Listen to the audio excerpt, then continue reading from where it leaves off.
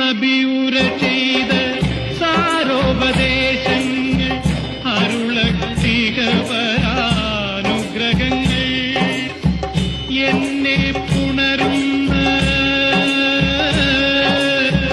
എന്നെ പുണരുന്ന പൂനിലാവേ പുണ്യറസൂലിൻ തിരുവൊളിയേ അല്ലാഹുവേ നിന്നരുളും മാത്രം തള്ളല്ലേ നീ എന്നെ തമ്പുരാനേ. ആയിരം